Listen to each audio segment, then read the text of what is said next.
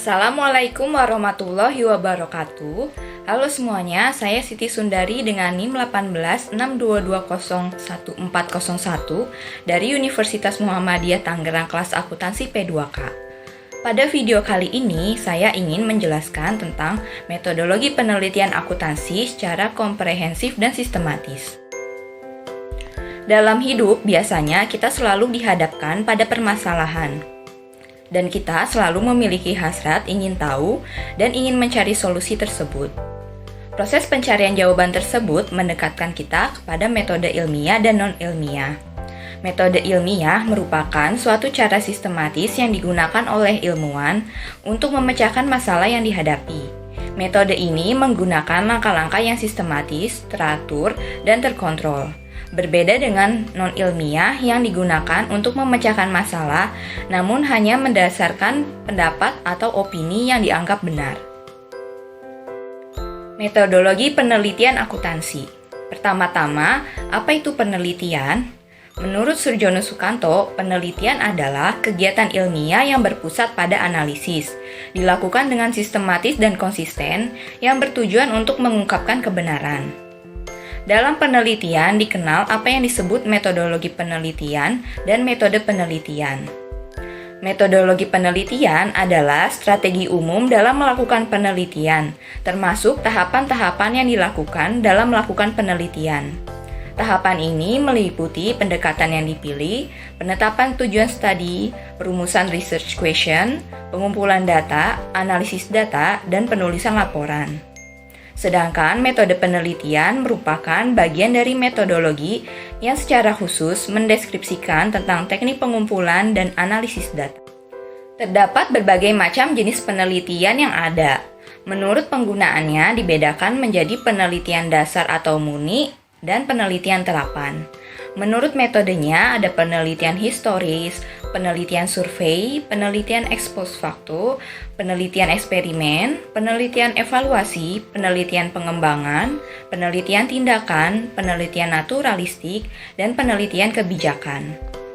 Menurut jenis data dan analisisnya ada penelitian kualitatif, penelitian kuantitatif, dan penelitian gabungan kualitatif dan kuantitatif. Serta menurut tingkatan eksplanasi ada penelitian deskriptif, penelitian korelasional, penelitian komparatif, dan penelitian asosiatif. Menurut sifat permasalahannya ada penelitian historis, penelitian deskriptif, penelitian perkembangan, penelitian kasus atau penelitian lapangan, penelitian korelasional, penelitian hubungan sebab akibat, penelitian eksperimen, serta penelitian tindakan. Menurut tempat penelitian, ada penelitian lapangan, penelitian kepustakaan, penelitian laboratorium. Serta menurut keilmiahannya, ada penelitian ilmiah dan non-ilmiah. Dan terakhir, menurut garapannya, ada penelitian bisnis, penelitian komunikasi, penelitian hukum, penelitian pertanian, dan penelitian ekonomi. Perumusan masalah pada metodologi penelitian. Yang pertama, identifikasikan masalah.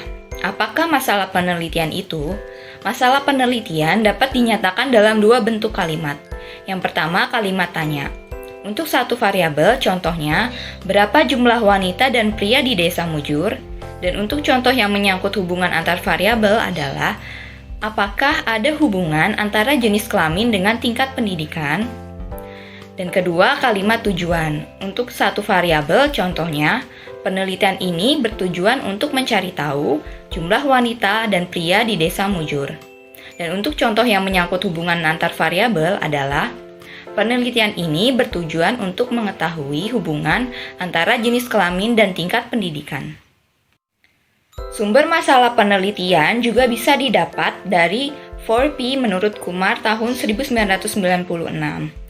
P yang pertama adalah people atau manusia, yang kedua problem atau masalah, yang ketiga program atau program, dan yang keempat fenomenon atau fenomena. Contohnya, masalah sehari-hari tidak punya uang. Masalah penelitiannya adalah apa ciri orang yang tidak punya uang? Menemukan masalah penelitian, langkah pertama adalah tentukan satu topik. Topik sebaiknya berhubungan dengan bidang studi peneliti. Langkah kedua, uraikan topik tersebut dalam bentuk pernyataan, membagi topik ke dalam beberapa bagian subtopik. Langkah ketiga, pilih satu dari topik tersebut, dan langkah keempat, evaluasi. Untuk mengevaluasi, dasarkan pada 5 karakteristik, yaitu menarik, bermanfaat, hal yang baru, dapat dilaksanakan, dan tidak melanggar etika. Misikan masalah penelitian. Variabel adalah suatu arti yang dapat membedakan antara sesuatu dengan yang lainnya. Contoh, jenis kelamin menunjukkan pemahaman orang pada pria dan wanita, dan tingkat pendidikan menunjukkan pemahaman orang pada lulusan SD, SMP, SMA, dan sarjana. Jadi, jenis kelamin dan tingkat pendidikan adalah 2 variabel yang berbeda. Jenis penelitian, tentukan jenis penelitian apakah itu penelitian deskripsi, penelitian korelasi, atau penelitian eksperimen. Merumuskan judul penelitian, haruslah singkat, padat, dan deskriptif. Seringkali judul dinyatakan dalam bentuk hubungan fungsional antara variabel bebas dan terkait. Pilih judul yang informatif dan menarik atau catchy, serta sebuah judul yang efektif dapat menarik pembaca untuk menyukai proposal itu. Ada 4 aspek yang perlu diperhatikan dalam merumuskan judul penelitian menurut Kontur tahun 2007. Contohnya, uang saku dan hubungannya dengan raut muka mahasiswa di Universitas X. Masalah penelitiannya adalah pengaruh kekurangan uang terhadap penampilan seseorang. Jenis penelitiannya adalah penelitian korelasi, yaitu mengukur hubungan antar variabel. Dan variabel yang akan diteliti adalah uang saku untuk variabel prediksi dan raut muka untuk variabel kriteria. Dan untuk populasi penelitiannya adalah mahasiswa di Universitas X. Untuk sistematika usulan penelitian skripsi sendiri sudah saya jelaskan pada video pertama, beserta pembahasan tentang teori, konsep, dan perumusan hipotesis. Sistematika usulan penelitian skripsi sendiri ada 2, yaitu kuantitatif dan kualitatif, yang di dalamnya masing-masing terdapat latar belakang masalah, tinjauan pustaka, serta metode penelitian. Rumusan hipotesis juga berdasarkan jenisnya, ada hipotesis tanpa arah dan berarah. Bentuk rumusan hipotesis juga ada 4, yaitu yang pertama hipotesis deskriptif, yang mengenai dugaan tentang nilai suatu variabel mandiri, tidak membuat perbandingan atau hubungan. Yang kedua ada hipotesis komparatif yang menunjukkan dugaan nilai dalam satu variabel atau lebih pada sampel yang berbeda. Yang ketiga ada hipotesis asosiatif yang menunjukkan dugaan tentang hubungan antara 2 variabel atau lebih. Dan yang terakhir ada hipotesis kausal atau sebab akibat yang menunjukkan dugaan tentang pengaruh 2 variabel atau lebih. Demikian pembahasan untuk metodologi penelitian akuntansi yang dapat saya rangkum pada video kali ini. Semoga dapat bermanfaat dan menambah pengetahuan kita semua. Sampai berjumpa di video selanjutnya. Wassalamualaikum warahmatullahi wabarakatuh.